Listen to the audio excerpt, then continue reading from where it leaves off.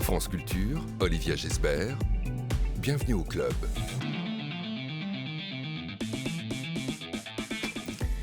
Bonjour à tous. Dans l'entretien de Bienvenue au Club, aujourd'hui, le voyage irlandais de Bartabas, le metteur en scène qui ne fait jamais cavalier seul. Son cabaret de l'exil, Irish Travellers, au théâtre équestre Zingaro à Aubervilliers, est à voir jusqu'au 31 décembre.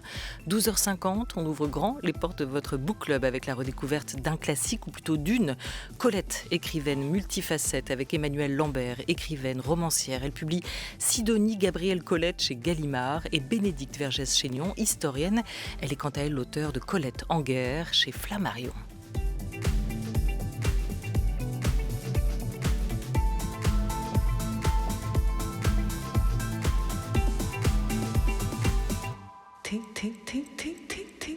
Une émission programmée par Henri Leblanc et Anouk Delfino, préparée par Joseph Julien, réalisée par Camille Maty avec Jacques Hubert. Bonjour Bartabas. Bonjour. Bonjour, roi du théâtre équestre Bartabas. Vous ne mettez pas en scène, vous mettez en selle. Quelle mise en selle avez-vous réalisée là, avec ce cabaret irlandais ? Comment ce spectacle s'est mis en selle lui-même ? À chaque fois, c'est une longue histoire. Donc.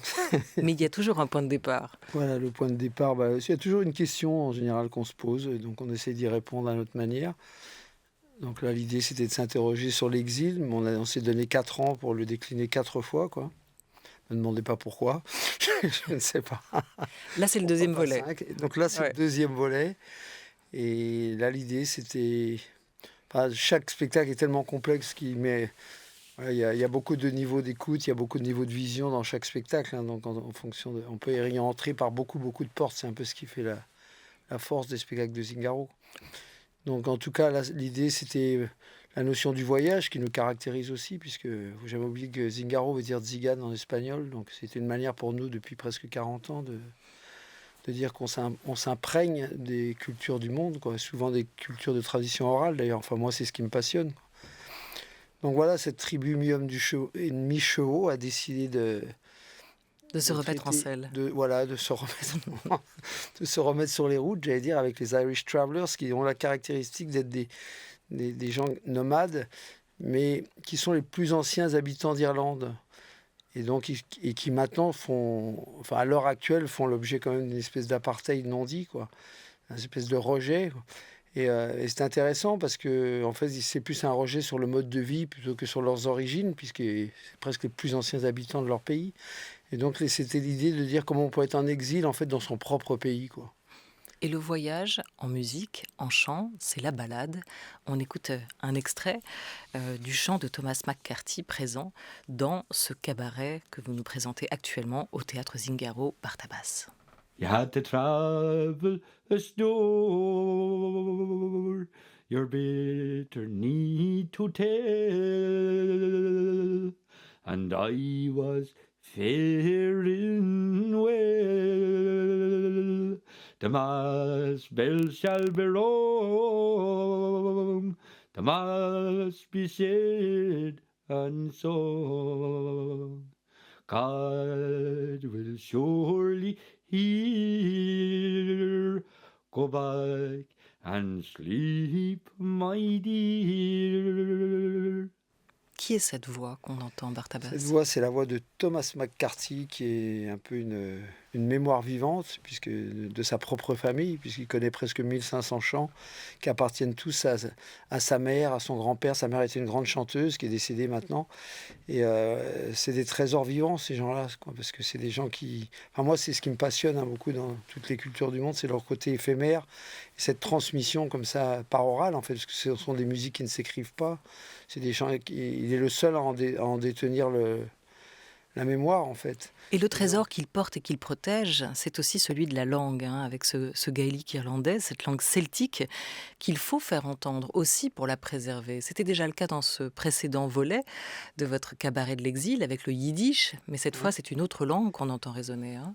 Tout à fait, c'est une langue assez même les Anglais la comprennent pas. Parce que d'abord, c'est de l'irlandais avec pas mal d'accent, et puis mélangé à du Kent. Enfin, c'est des langues des voyageurs, hein, des travelers, donc c'est assez particulier. D'ailleurs, ça m'a posé, c'était le problème que je devais résoudre un peu dans le spectacle. C'est à chaque fois qu'il intervient, je me disais, c'est quand même un storyteller, c'est des conteurs, quoi. Donc, je me disais, est-ce que les paroles ont une certaine importance? Le contenu, c'est pas juste la mélodie et sa voix extraordinaire. Donc j'avais le choix entre soit mettre des surtitres et dans le cercle, enfin j'ai jamais fait ça à Zingaro, ça m'intéresse pas trop, puis j'aime bien que l'imaginaire puisse voyager en écoutant les chants, même si on ne comprend pas les paroles. Et donc j'ai juste mis une cavalière à chaque fois qui vient à cheval et qui délivre 3-4 phrases qui font partie du chant, qui donnent un peu un éclairage, en tout cas qui donnent un peu l'idée du thème du chant. Et comme ça, chaque spectateur peut un peu, peut voyager en écoutant le chant. Il garde sa propre liberté, ça c'est important. Est-ce qu'il y a l'idée aussi d'une langue en danger, voire d'une communauté ou des communautés en danger? Bien sûr, c'est évident. Il y a une communauté... c'est très particulier parce que l'Irlande est un des pays qui a le plus, entre guillemets, bénéficié de l'Europe, puisque ça a été pour eux une révolution. Au niveau le pays a tout d'un coup pris un boom énorme. Mais quelque part, il a laissé de côté un peu... l'Irlande que nous, on connaît. Enfin, que nous... J'allais dire l'Irlande poétique et littéraire, hein, de Yeats, et c'est pour se jeter dans le monde moderne, quoi. Et ceux qui ont le plus souffert de ça, je pense, c'est les travelers, parce qu'ils avaient déjà un mode de vie qui commençait à devenir obsolète. Thomas McCarthy raconte très bien qu'à l'époque de son grand-père, il dit ça avec ses mots, c'est assez drôle, il dit dans les villages, quand les travelers arrivaient, on repeignait le village. C'est-à-dire qu'ils étaient accueillis comme des rois. Il faut savoir que dans les années 70, encore, dans les petits villages d'Irlande, les gens n'avaient pas la télé et pas la radio. France Culture, c'est même pas la peine.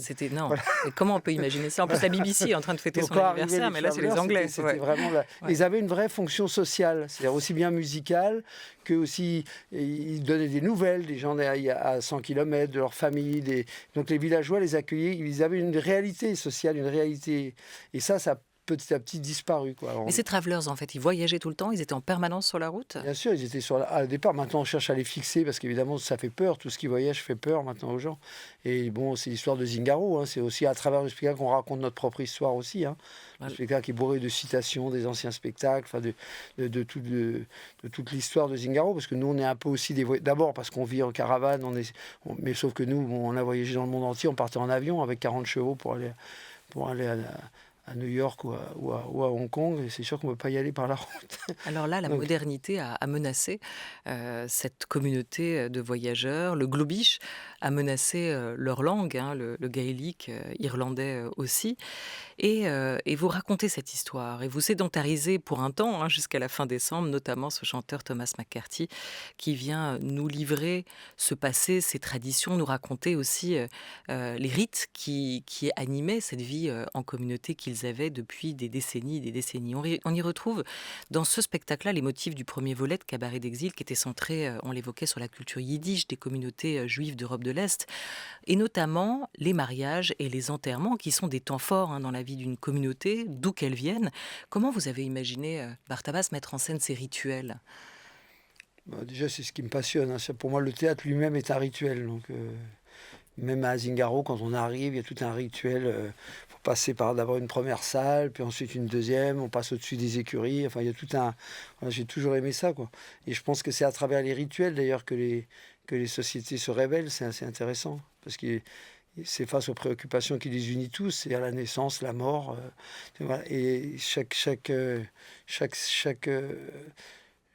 groupe humain l'a célébré à sa manière, quoi.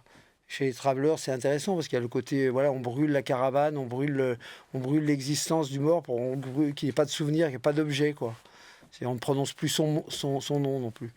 Et ça, c'est quelque chose de très intéressant parce que si on remonte beaucoup plus loin, pour moi, l'origine de l'homme, c'est quand même c'est la transhumance, quoi, hein. On était fait pour bouger, quoi. Et le début de la fin, ça a été quand on a commencé à se fixer, c'est-à-dire que quand l'homme a commencé avec une pioche à creuser la terre, à semer, à obliger la terre à lui donner quelque chose, il a commencé à rentrer dans un cycle qui n'a fait que se développer jusqu'au jour de maintenant, de devenir un super prédateur.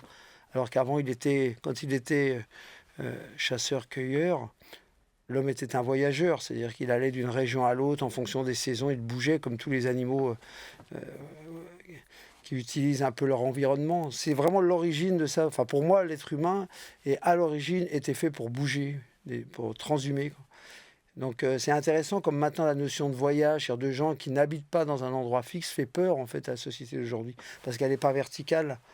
Et enfin bon, ce serait très long, compliqué à expliquer, mais... La mort, vous aussi, Barthabas, vous n'avez cessé de la célébrer, en tout cas de déconstruire aussi ce rituel à travers vos mises en scène de triptyque au Requiem que vous aviez mis en scène à Versailles récemment, et on la retrouve dans ces 2 volets du Cabaret de l'exil. La mort, c'est quelque chose qui vous fait peur, c'est une manière aussi, en la traitant artistiquement, créativement, de chasser cette peur. Bah, j'allais dire comme tout le monde, c'est peut-être ce qui nous, au jour d'aujourd'hui, c'est ce qui, j'estime moi, c'est ce qui nous différencie de l'animal. Moi qui côtoie les chevaux tous les jours, ce qui nous différencie fondamentalement, à mon avis, c'est pas le langage, parce qu'on s'aperçoit que tous les animaux ont un langage aussi. C'est Le peut-être rapport à la la mort. conscience et la connaissance, la conscience de la mort, quoi, et de sa représentation. C'est-à-dire que seul l'être humain prend conscience très tôt, à l'âge de 4-5 ans, qu'un jour il va mourir. Après, ça se précise. Il a une idée pendant toute sa vie précise de son temps plus ou moins sur Terre et donc de n'être qu'une poussière dans l'univers. Je pense que l'animal n'a pas cette conscience. Il peut avoir l'instinct de la faim. C'est pour ça que je dis souvent, seuls les animaux savent mourir, parce que moi, j'ai jamais vu dans le regard d'animaux qui sont morts dans mes bras, et là, c'est arrivé, j'ai jamais vu de regard d'angoisse. Alors que chez ces êtres humains, si. Donc, il n'y a pas cette angoisse de l'après, voilà. Donc c'est pour ça qu'on fait de l'art, c'est pour ça qu'on a inventé Dieu, c'est pour ça qu'il faut bien répondre à cette question, dit de manière voilà, rapide. Et donc évidemment, c'est une obsession, mais en même temps, voilà, je pense que la mort ne me fait pas peur dans le sens où pour moi, elle fait partie du quotidien. D'abord, travailler avec des chevaux, c'est partager parfois 20 ans de vie quotidienne avec un animal, donc un partenaire, qui, hélas, souvent disparaît avant vous, quoi. Donc je l'ai côtoyé souvent, cette disparition déjà dans cette relation. Et puis même Zingaro, sa manière de travailler, c'est-à-dire que nos spectacles sont éphémères, il n'y a pas de répertoire chez nous par exemple. Quand un spectacle se termine, il est fini pour tout le monde, il n'existe plus que dans la mémoire des gens qui l'ont vu. Et donc c'est une façon de ne pas mourir, de rester dans la mémoire des gens que vous avez croisés ou qui vous avez apporté quelque chose. Mais sinon ça rend tout assez éphémère, quoi. Donc la vie aussi, quelque part. La mort d'un animal, vous l'avez connu effectivement avec plusieurs d'entre eux, mais premièrement, peut-être d'abord, ce qui a, semble-t-il, été pour vous la première blessure, ça a été la disparition de votre cheval Zingaro, qui avait pris le nom de votre théâtre, mort en 98. Vous l'avez raconté, cette relation que vous avez eue avec ce cheval extrêmement intense, notamment dans un livre D'un cheval l'autre paru chez Gallimard, où vous disiez que vous étiez comme 2 amants, se devinant du regard, les yeux dans les yeux à hauteur d'homme. Je me suis toujours interdit de l'enfourcher comme un cheval. Ailleurs, vous dites aussi, vous écrivez, j'allais contaminer son animalité. Ça, c'est la première fois que vous entrez dans son box la nuit, après qu'il ait été baptisé. J'allais contaminer son animalité et il allait me permettre d'exister parmi les hommes. Il vous a donné cette force de vie-là, ce cheval ? Ah bah oui, puis j'allais dire même tous les chevaux que j'ai côtoyés. C'est-à-dire Cette si je suis compréhension là à de vous votre place parler, sur c'est parce Terre. que j'ai croisé la vie de certains chevaux, quoi. Sinon, et même, je pense que sans chevaux, je suis quelqu'un de nature assez timide, même si ça se voit pas trop comme ça. Et je pense que sans les chevaux, je n'aurais jamais eu l'outrecuidance de me présenter devant un public. Donc, je leur dois un peu tout, évidemment, et je leur dois notamment mon existence de vie. Je dis bien mon existence de vie, plus que mon existence artistique. Parce que si je m'appelle Barthabas, ce qui n'est évidemment pas mon vrai nom, mais c'est mon nom maintenant depuis 40 ans et pour toute ma vie. Donc ça, c'est seulement les chevaux qui m'ont permis de le faire. Et le Clément, il est votre vrai Je prénom ? ne pas. Il n'existe plus ? Non, Ou il y s'est avait ma réfugié mère, quelque mais part comme elle dans est un... morte, Ouais. voilà, il n'y en a plus. Pour tous les autres, vous êtes Barthabas. Ouais. Ouais. Et pour vous-même aussi. Et pour la police, mon vrai nom de famille, mais ça sort. Il n'y a pas de police ici. Oh, non, tout se passera bien. C'est un plaidoyer pour l'animal que vous livriez aussi dans ce livre et à plusieurs reprises aussi. Aujourd'hui, on est en train de repenser cette relation qu'on a au vivant avec l'aide de plusieurs penseurs, philosophes, anthropologues, humains, non humains, hommes, animal. Il était temps. Pourquoi, Barthabas, vous qui avez si vite raconté aussi la place que l'animal occupait dans votre vie centrale, la fraternité, l'amitié, la complicité que vous avez pu nouer avec des chevaux notamment. Pourquoi cette philosophie de vie a mis autant de temps à ouvrir une brèche dans la pensée unique? Pourquoi on a été si longtemps aveugle? Je pense que c'est pas comme toutes les évolutions, c'est pas quelque chose de linéaire. C'est-à-dire que je pense qu'il y a eu une époque où il y a eu beaucoup plus de respect et de relation avec l'animal, notamment dans le travail, contrairement à ce qu'on croit, où la vie était dure pour les humains, elle était dure aussi pour les animaux qui la côtoyaient, mais c'est vrai que enfin, moi, c'est quelque chose qui m'intéresse beaucoup depuis assez récemment, moi je dirais une vingtaine d'années. Tout d'un coup, la science a fait un tel bond, d'abord pour des moyens d'observation, d'écoute, maintenant on a des techniques qui permettent de voir des choses qu'aucun humain n'avait vues avant, dans le monde animalier, dans le monde, dans la nature aussi d'ailleurs. C'est-à-dire que maintenant on sait que les arbres parlent entre eux, communiquent. On n'avait aucun moyen de le savoir avant, si ce n'est une observation extérieure. Maintenant on sait parce que ne serait-ce que techniquement on est capable d'observer des choses, quoi. Et je pense qu'on n'est que tout début de la connaissance du monde qui nous entoure, quoi. Il y a encore quelques années, on n'imaginait même pas que les animaux puissent avoir un vrai langage, quoi. Et maintenant, c'est pour ça que c'est assez courant. La notion aussi de compassion. Moi-même, il y a une vingtaine d'années, vous m'auriez demandé qu'est-ce qui différencie l'homme de l'animal. Je vous aurais dit c'est la compassion. Je vous aurais dit seul l'humain est capable d'avoir de la compassion pour un être qui n'est même pas de son espèce. Or, on s'aperçoit maintenant que c'est complètement faux. Même dans le comportement des animaux sauvages, on voit des signes de compassion d'espèces. Mais ça, on ne pouvait pas le savoir avant, parce qu'il faut pouvoir l'observer, quoi. Oui, les pionniers avaient des intuitions et elles ont été confirmées aussi par la connaissance. En tout cas, c'est ce chapitre-là des savoirs ou de la connaissance qui est en train de s'ouvrir. Oui, et en même temps, et ouvrir des mondes de avec. visiter la grotte Chauvet. Et donc, quand on remonte à des milliers de siècles comme ça en arrière et qu'on voit ce qu'ils étaient capables d'observer chez les animaux, non seulement le retranscrire de manière... On se dit, mais comment ils ont fait? C'est-à-dire, l'œil, là, voilà, il n'y avait pas d'appareil photo, il fallait se terrer quelque part pour apercevoir quelques secondes un animal, et pourtant, ils arrivaient à le décrire avec autant de beauté et de précision. C'est donc, il y avait quand même une relation qui était... Mais j'ai dû peut-être perdre moins de temps à regarder la télé, c'est pour ça... L'animalité, c'est quoi? C'est un tempérament, Bartabas? Oui, et puis surtout, c'est un mot qui est assez galvaudé, parce que souvent, quand on dit l'animalité, on pense la violence, alors que pour moi, il y a beaucoup plus de douceur dans le regard d'un cheval que parfois dans celui d'un humain, hein. Donc, l'animalité n'est pas forcément le côté... voilà, on va dire instinctif, un peu violent.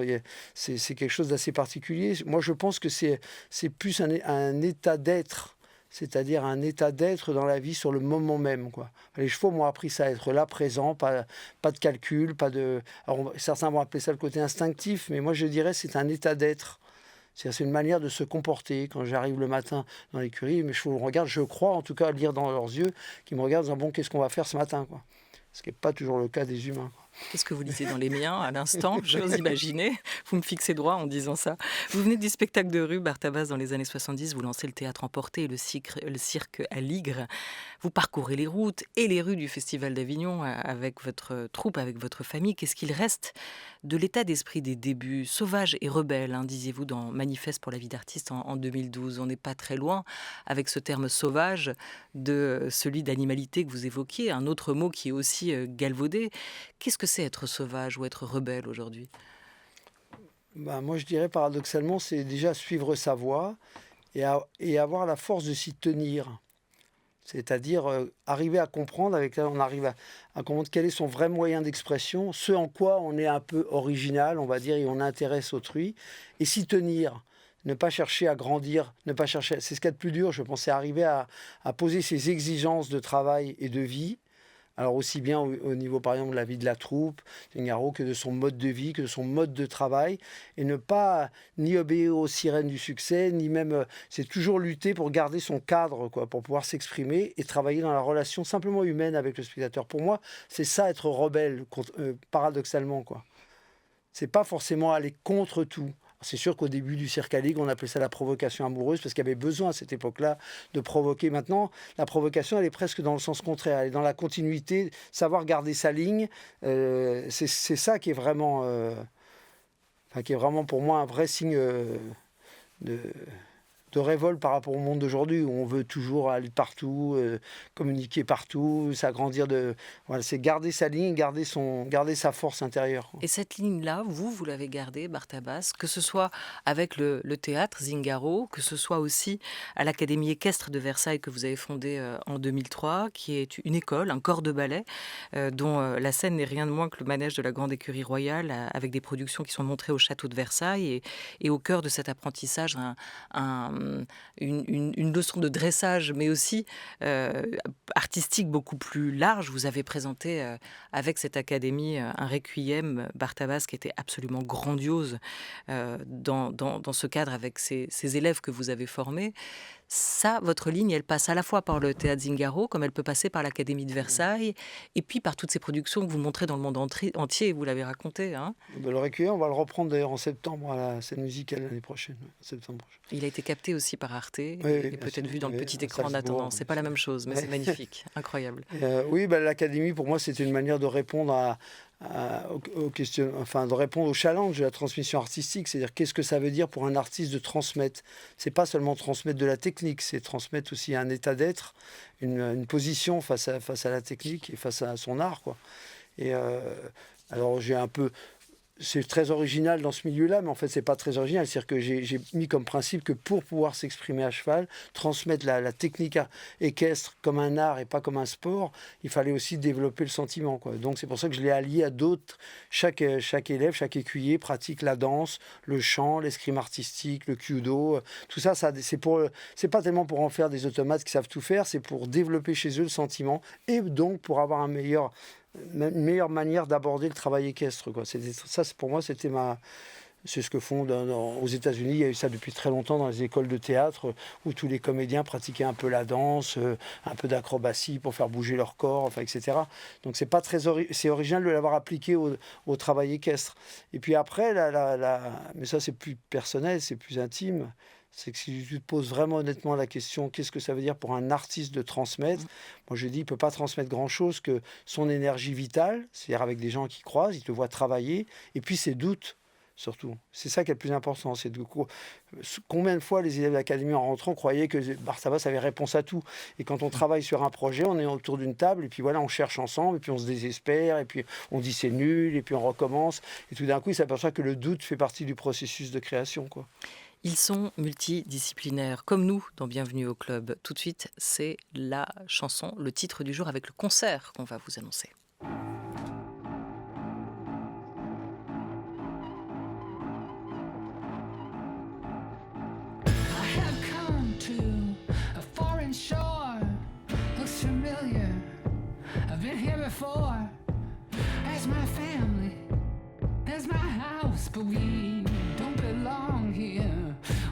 Get out, newborn baby. I've just been born. I'm ducking and dodging through tall stalks of corn. I'll take the job if the money's good.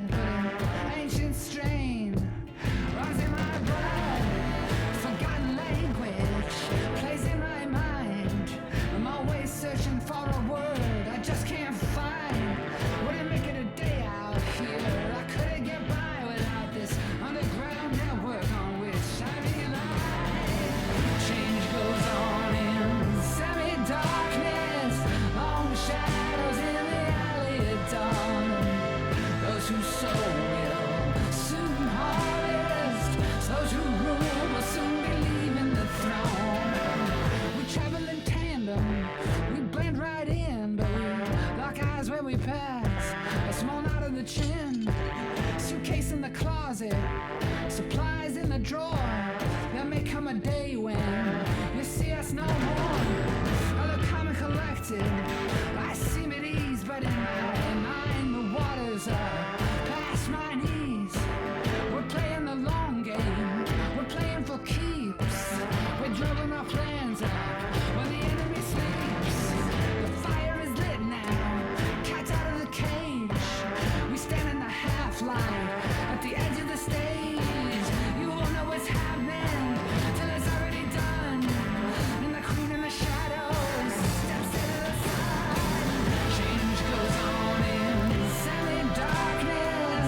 Long shadows in the alley at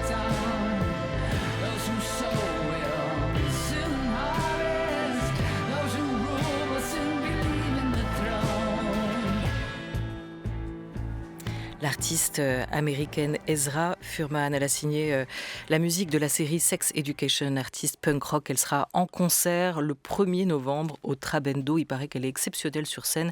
Courez voir si vous le pouvez. Et sinon, allez aussi à Aubervilliers voir le cabaret de notre invité cabaret de l'exil, Irish Traveller. C'est au théâtre équestre Zingaro. Il y a tout Bartabas là-bas. Rien n'est laissé au hasard. La perfection des tableaux jusqu'au moindre détail. Le chant, l'orchestre jusqu'à l'orgue majestueux du théâtre Zingaro. Les chevaux aussi, les poneys coquins, des écuyers et des circassiens. L'esprit troupe. Et de là seulement peut-être Bartabas peut naître la magie. Quand tout est parfaitement orchestré. Oui, comme je dis souvent, tout part du cheval, puis ensuite de l'humain. Et puis on construit ce qu'on peut, en fait, en fonction avec les gens. Enfin, moi, j'ai pas de... Vous êtes où, vous, pendant la représentation ? D'abord, j'apparais sous un masque à un moment, ma petite signature. On vous aura pas reconnu. Sur Tsar. Et puis sinon, je suis dans le gradin, j'ai une place un peu là-haut. Voilà. Ah, vous surveillez tout d'en haut. Vous orchestrez d'en haut. Parfois, il y a des spectateurs qui sont pas loin. Soit je leur gâche le spectacle parce qu'ils entendent, ils entendent mes réflexions. Soit au contraire, il y en a qui aiment bien, ça leur fait un commentaire. Un jour, vous allez vous faire sortir de la salle par le public qui va vous demander à le laisser ou à les laisser se concentrer. Ça pourrait arriver. Est-ce qu'il y a une lecture qui a infusé ce cabaret de l'exil irlandais, Bartabas ? Non, il n'y en a pas une, parce que la manière dont je travaille, moi je suis quelqu'un d'assez inculte, et donc je découvre les auteurs quand j'en ai vraiment besoin intérieurement. Donc là, pendant 1 an, j'ai lu beaucoup de tous les grands auteurs qu'on connaît, irlandais. Donc en commençant par Yeats. Et puis après, non, j'ai pas une. Moi, je vous dirais des poèmes de Yeats peut-être, ou je sais pas. Et les contes et légendes irlandaises, peut-être. Peut-être. Si ils ont rythmé cette création. Avec nous, Sébastien Thème. Il vient nous rejoindre. Bonjour Sébastien. Au menu de notre book club. Eh bien aujourd'hui, un book club consacré à Colette, avec une question à laquelle vous pouvez encore répondre via notre hashtag book club culture.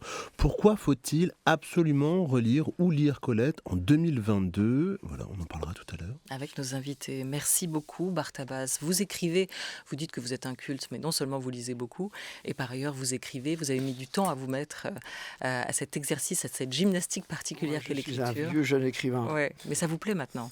C'est ma passion, oui, je dois dire maintenant. Ça me pose d'ailleurs un problème. Il y a des gens qui ont des problèmes plus graves dans la vie, mais je me suis rendu compte que l'écriture était un peu incompatible avec la notion de troupe. Et c'est-à-dire que l'un te demande beaucoup de donner vers l'extérieur, d'être à l'écoute de l'autre en permanence, alors que l'écriture est quelque chose qui t'isole, évidemment, te renferme. Pas d'ailleurs dans le rapport monté à cheval, est assez... Pour moi, c'est paradoxalement assez complémentaire d'écrire. Moi, j'ai écrit pas mal de mes pages en étant à cheval, en fait. Parce que quelque part, vous êtes face à vous-même quand vous êtes à cheval. Donc, il y a une espèce de solitude d'écoute. Le cheval est comme un miroir. Il vous renvoie ce que vous êtes capable de lui donner, en fait. Et alors que mener une troupe, c'est vraiment s'ouvrir vers l'extérieur, c'est être à l'écoute des autres, tout le temps en permanence, régler des problèmes concrets, techniques. La vie, quoi. Bartabas écrit à cheval. Et d'un cheval l'autre, apparu chez Gallimard il y a 2 ans, disponible en poche aujourd'hui. Merci beaucoup, Bartabas. Merci à vous.